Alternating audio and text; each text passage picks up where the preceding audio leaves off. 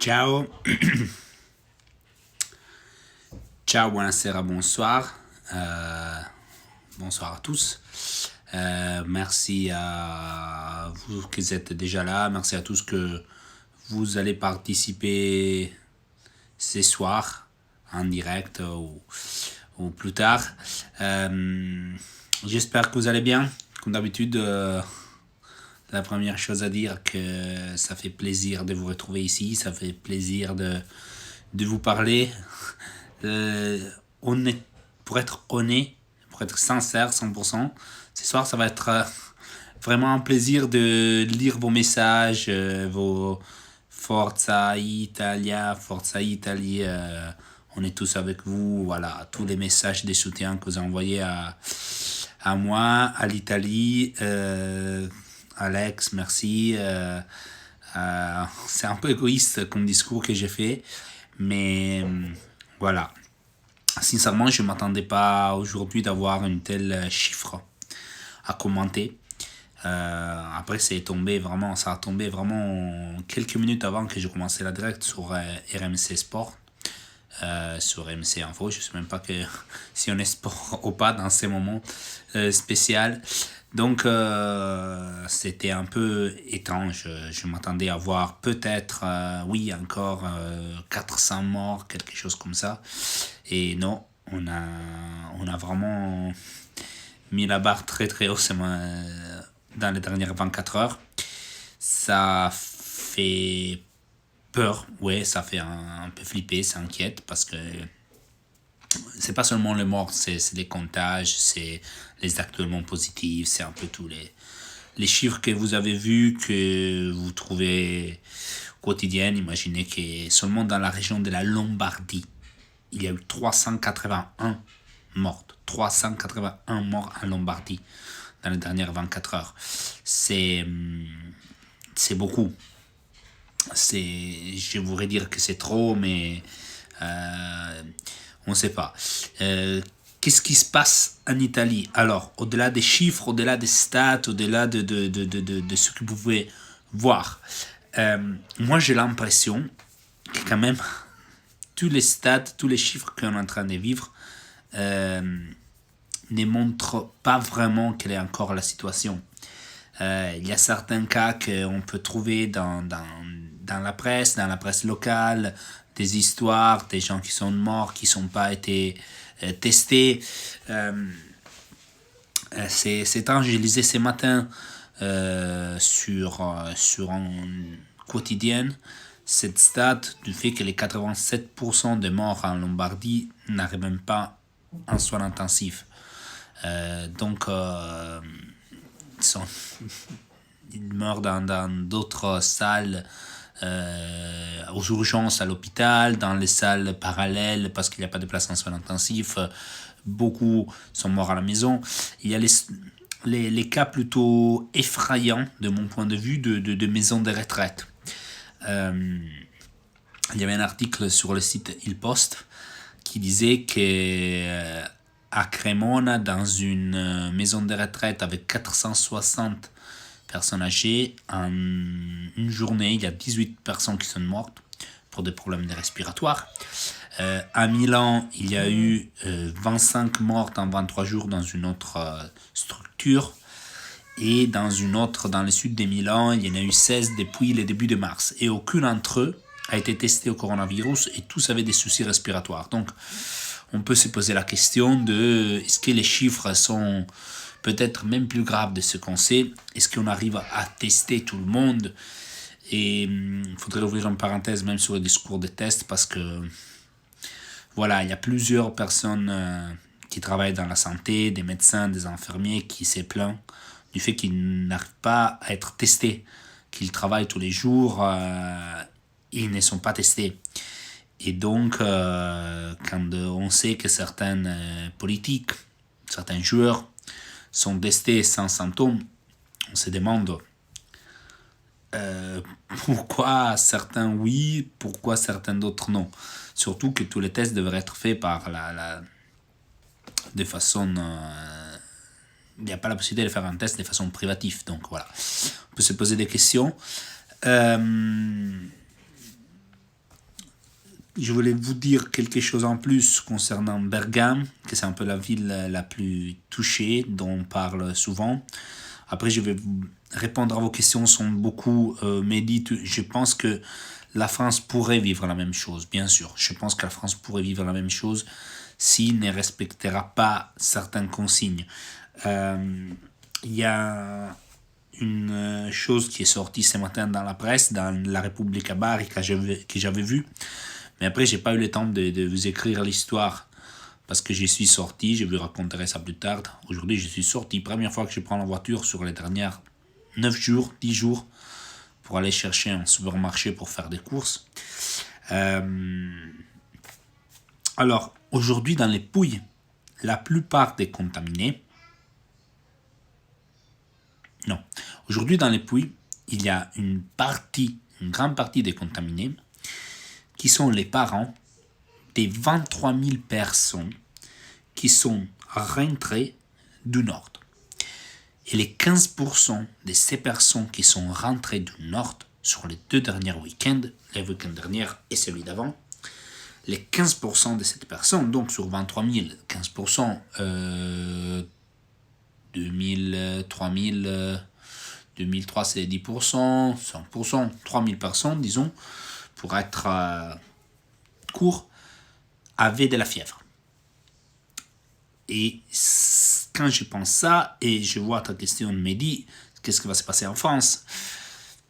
Si on continue à voir des gens qui partent de Paris, des grandes villes, pour aller dans la maison de campagne, pour aller dans les petits villages, pour aller retrouver les grands-parents, mais on n'aide pas ça. Ça aide pas.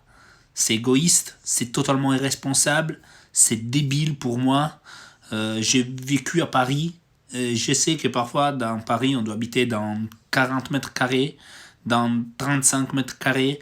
Et j'habitais dans 16 mètres carrés, même 11 mètres carrés, j'habitais à Paris, attention. Je sais que c'est flippant. Tu te dis, je rentre chez mes parents, je rentre dans la maison des campagnes et je suis tranquille, où les familles disent, pour rester ici dans 60 mètres carrés, on va à la maison des campagnes, il y a les jardins, oui. Mais après, comme dans les grandes villes, il n'y a plus le risque d'avoir c'est plus des comptages. Voilà, pour moi, c'est pas responsable. Donc voilà, c'est pour ça que je dis, Mehdi, je te réponds à ta question et après je continue dans mon discours. Je vous disais, Bergame, c'est une ville qui est très touchée, vous savez. Il y a eu, sur les 2 premières semaines de mars, il y a eu 164 morts et 31 étaient provoqués par les coronavirus. L'année dernière, dans la même période, il y avait eu 59 morts. Donc, il y a eu 59 morts l'année dernière, sur les 2 premières semaines de mars. Aujourd'hui, il y en a eu 164 et seulement 31 sont testés par les Covid. Peut-être qu'il y a quelque chose de plus. Peut-être qu'ils n'ont pas eu le temps de les trouver. Peut-être qu'au début, on faisait moins de tampons parce que on s'est posé des questions. Je ne sais pas. Je ne rentre pas dans ces débats. Je cherche de vous donner des stats et des histoires. C'est sûr qu'en Italie, on ne fait pas des tampons à tout le monde.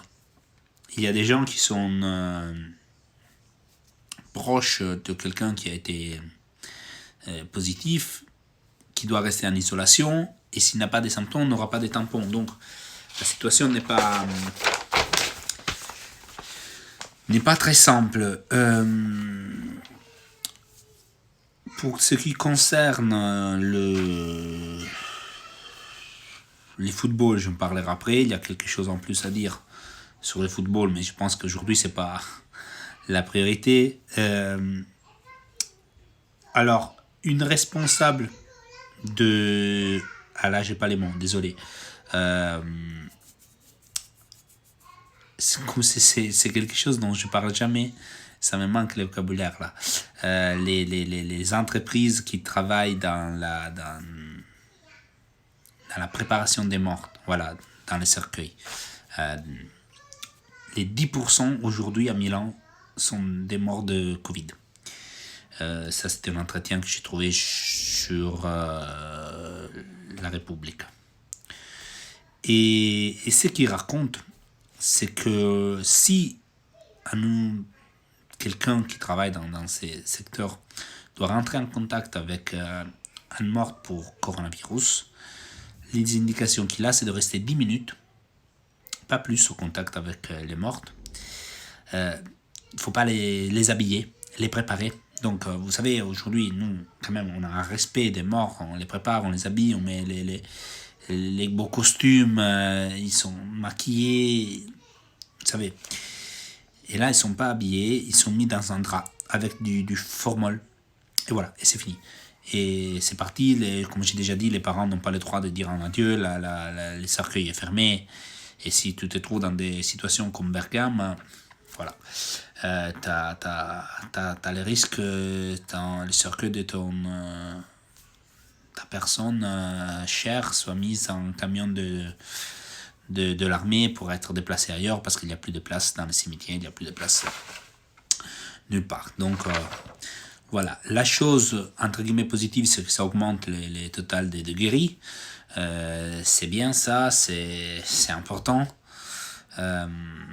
L'autre chose que je veux vous dire que ça peut être une chose positive, c'est que ils ont commencé à faire des stats plus précises avec l'analyse de toutes les données des mortes. Et ils ont vu bien sûr que les 48% ont 3 ou plus pathologies. Sur les premières 55 analyses faites, seulement 3 avaient 0 pathologie. Oui, mais après je vois qu'à Brescia, il y a un supermarché qui a été fermé parce qu'une dame qui travaillait à la caisse est morte en une semaine. Après les premiers symptômes de contagion. Et malheureusement, elle est morte. J'ai vu sur le site de La Repubblica une vidéo d'un jeune de 29 ans hospitalisé qui disait au début je pensais que rien ne pouvait m'y toucher. Donc la situation est quand même beaucoup plus compliquée. Comme d'habitude, je vous raconte tout ça pour arriver à un seul point. Et le seul point, c'est de dire restez à la maison, s'il vous plaît, si vous pouvez, si c'est pas nécessaire. Restez à la maison, respectez les consignes. J'ai vu que dans certaines villes italiennes, les maires sont en train de faire des mesures encore plus restrictives. C'est pour ça qu'on attend des mesures de gouvernement qui sont encore plus strictes. Pour vous dire, il faut sortir les chiens. Bien sûr, j'adore les animaux, j'ai des chats qui sont pas là aujourd'hui, mais je vois des gens se balader avec les chiens comme si c'était une balade normale. En Italie, dans certaines petites villes, dans des communes, ils sont en train de mettre une limite de se déplacer un maximum 2 cm de son habitation avec les chiens. Quand même, bon, j'ai eu un chien pour 13 ans, 14 ans. Et voilà, s'il doit faire pipi, t'as pas besoin de faire 4 km pour le faire pipi. Je comprends, il a besoin de courir, de se déplacer, etc. S'il n'y a pas d'endroit à côté de chez toi, c'est un peu compliqué. C'est vrai que la santé de l'animal est importante, mais quand même, pas besoin de faire des kilomètres et des kilomètres pour balader les chiens. L'autre chose, que c'est un peu plus compliqué pour moi, c'est que on risque d'avoir des consignes un peu plus strictes. Il y a un gros débat sur la fermeture et l'ouverture des supermarchés en Italie.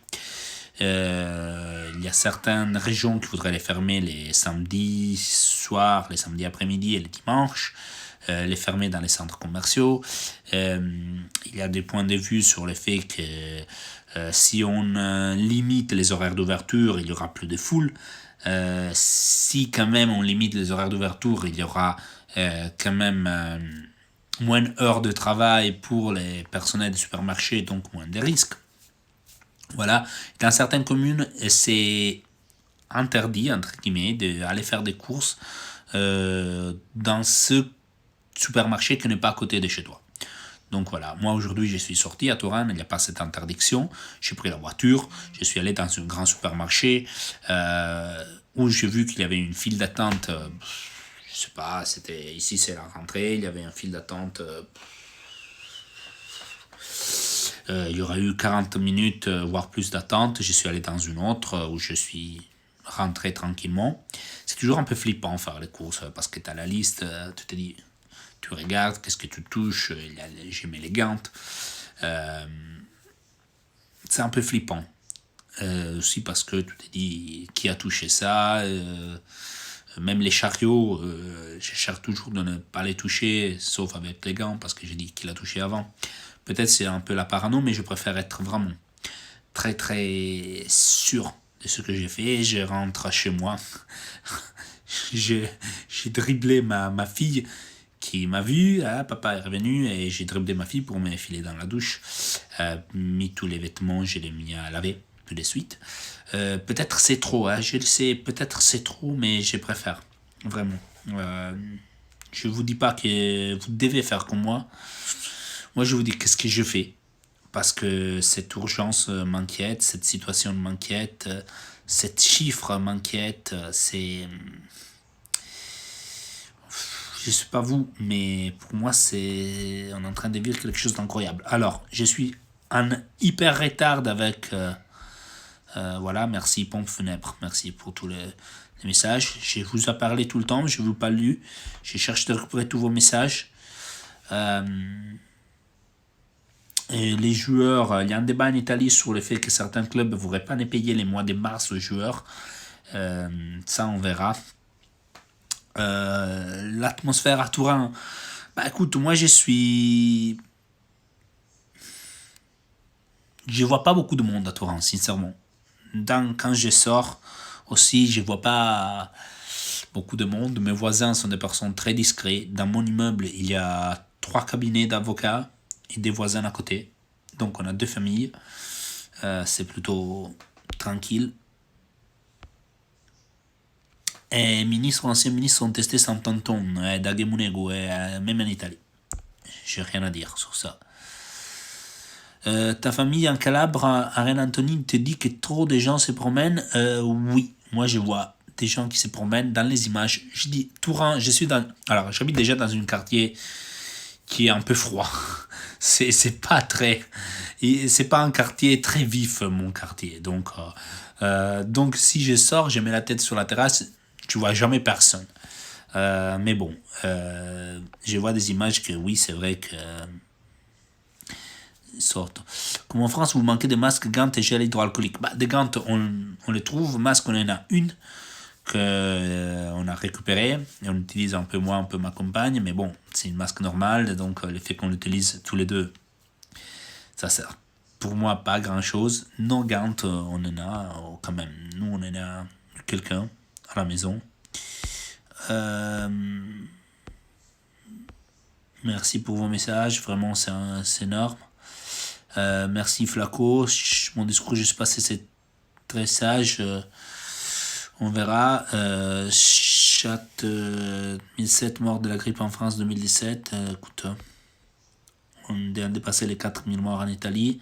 Et tout ça, c'est un mois. C'est combien? C'est un mois. C'était fin février les premiers cas. 21 février les premiers cas. Donc, ça commence à devenir trop.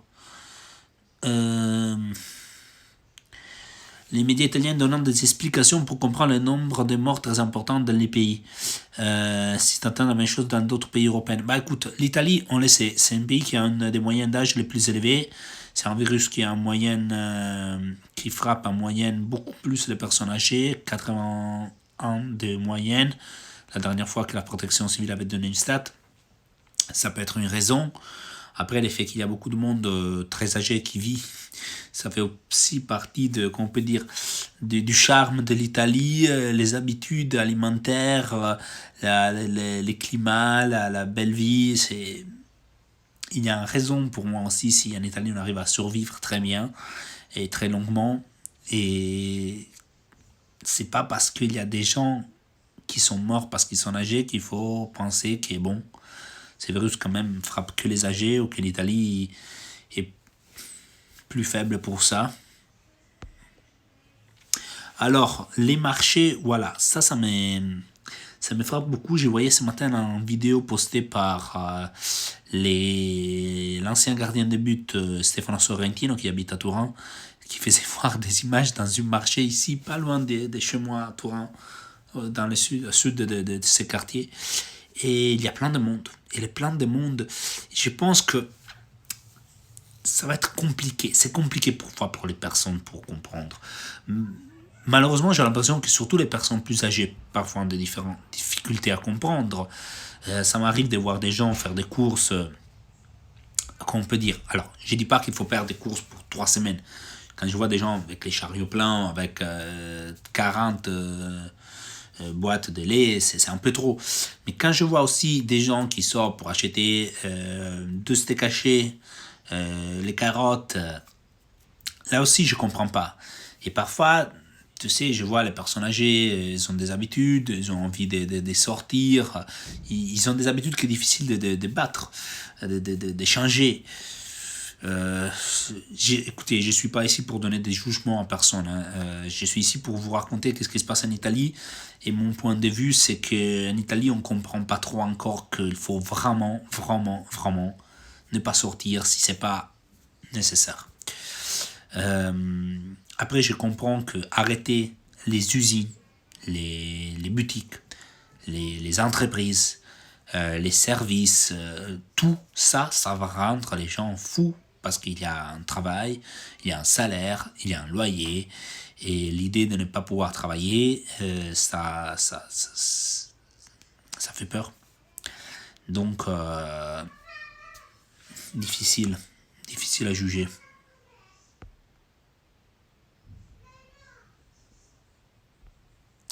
Merci pour tous vos messages, c'est vraiment gentil, c'est trop.